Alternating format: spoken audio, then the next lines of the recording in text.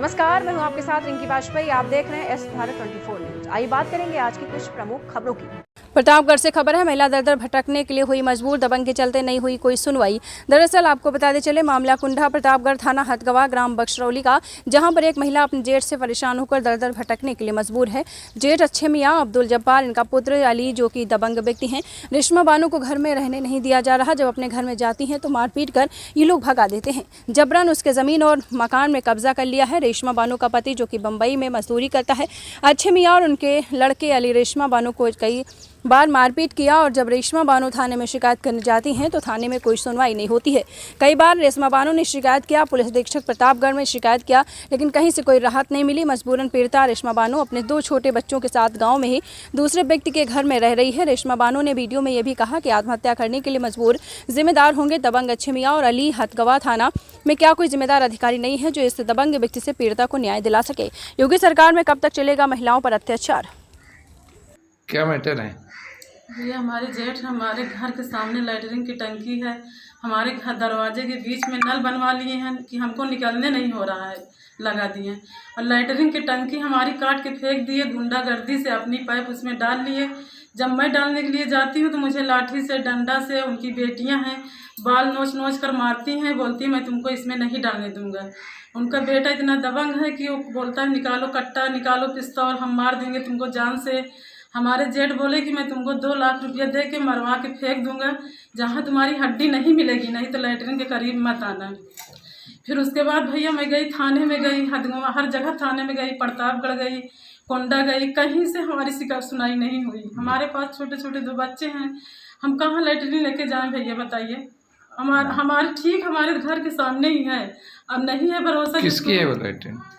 किसकी लैटरिन? वो घर के सामने हमारी लैटरिन है, हमारी है। हमारे घर के दरवाजे पे एकदम बीच में हमको हमारे अपना घर रहते हुए मैं दूसरे के घर में रह रही हूँ, और दूसरे के घर में रह रही हूँ मैं, अपने घर में हमको जाने भी नहीं मिल रहा है। उसमें से हम कहाँ से कैसे निकले? बीच में ही नल है ना। इतना दबंग है कि अभी कोई मोहल्ले के या किसी को बुलाएं कि हाँ थोड़ा इसको समझाओ, तो इतना बड़ा गुंडा है कि इसके डर से कोई बोलने के लिए भी नहीं आता है कि हाँ कोई बोलने के लिए आए। इतना दबंग है, बोलता कि अगर जो कहीं तुम जाओगी हमारे पास आओगी तो मैं तुमको फिर से मारूंगा। मैं हथगवा गई, हर जगह गई सर। जब आए कप्तान साहब के यहाँ, डीएम साहब के यहाँ, कप्तान साहब के यहाँ भी गई, डीएम साहब के यहाँ गई, तो आई ना। तो वहाँ से आने के बाद हमको ये लोग फिर मारे, बोलते क्यों गई थी तुम बाहर, जितना शिकायत करेगी उतना हम मारेंगे। ये गुंडा टाइप का आदमी है, इसका घर दूर पर है, हमारे घर के पीछे है, फिर भी ये लैटरिन की पाइप घुमा के हमारे दरवाजे पे ला के डाल दिया है, हमको नहीं डालने दे रहे हैं। इतना इनकी गुंडाई इतना चलती है यहाँ की, एक सरकारी ज़मीन भी कितना कब्जा किए, तालाब में घर भी बनवाइए। देखिए मैं गई थी हर जगह लेके, आप जांच भी करवा सकते हैं कि हाँ गई थी कि नहीं गई थी। मैं कहीं से, जितने प्रशासन आए थे हथगवा से, कोई हमें नहीं बोला सर कि हाँ तुम गलत हो। कहीं से भी आते हैं बोलते हैं तुम अपनी जगह पर सही हो, मगर हमारा कोई समस्या नहीं हो रहा है, झूठी रिपोर्ट लगाकर भेज देते हैं कि समस्या का समाधान हो गया। ऑनलाइन भी मैं शिकायत करी थी, मगर इसके गुंडाई से हमारी कहीं सुनाई हो ही नहीं रही है।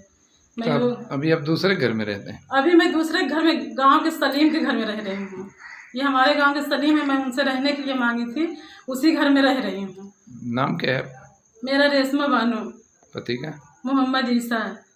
इसकी गुंडागर्दी इतना है कि बंजर जमीन, तालाब में भी ये बोलता है कि मैं जब बंजर कब्जा कर सकता हूँ, तालाब में घर बनवा सकता हूँ, तो क्या तुम्हारे सामने लैटरिन में मैं नहीं पाइप डाल सकता हूँ? ऐसा भी बोला हमारे से।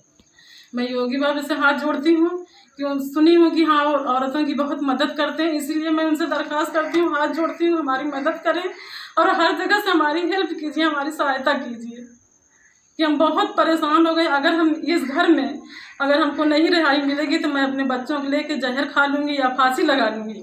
इसका जिम्मेदार होंगे अच्छे अली। थाना कौन सा पड़ता है? थाना हथगवा। क्योंकि सर हम बहुत काफ़ी एकदम हर जगह से थक के मैं अपनी मैसेज योगी बाबा तक भेज रही हूँ कि हमको योगी बाबा के सिवा कोई दिख नहीं रहा इसमें। जिला कौन सा? जिला प्रतापगढ़। नाम? थाना हथगवा, रेशमा बानो। रेशमा बानो। रेशमा बानो। गांव कौन सा है? बछरौली। बछरौली। हाँ, हमको बहुत प्रताड़ित किया जा रहा है कि मैं एकदम थक चुकी हूँ, एकदम हर जगह मैं जाते जाते थक जाती हूँ। मेरा आदमी सिलाई करता है, कमज़ोर है, हमारे पास कोई आदमी है ही नहीं है, बच्चे छोटे हैं, फिर उसी में मेरा आदमी अगर कमाने नहीं जाएगा तो हम खाएंगे क्या? हमको कहाँ से रिहाई, कहीं से रिहाई नहीं मिल रही है, हर जगह में जा रही हूँ। अब हमको योगी बाबा के सिवा कुछ भी नहीं दिख रहा है। क्या दिखे? हाँ, इन दिन रात हो या बिरात हो धमकी भी देता रहता इनका बेटा कि हाँ मैं कट्टा से उड़ा दूंगा, कट्टा से उड़ा दूंगा। मैं इसकी वजह से अपने बच्चों को घर में बंद करके रखती हूँ, इतना दबंग है इसका बेटा। फिलहाल आज की खबर में बस इतना ही। कुछ ऐसी खबरों को जानने के लिए जुड़े रहिए हमारे चैनल एस्पायर 24 न्यूज से और हाँ, हमारे चैनल को लाइक, शेयर, सब्सक्राइब करना ना भूलें।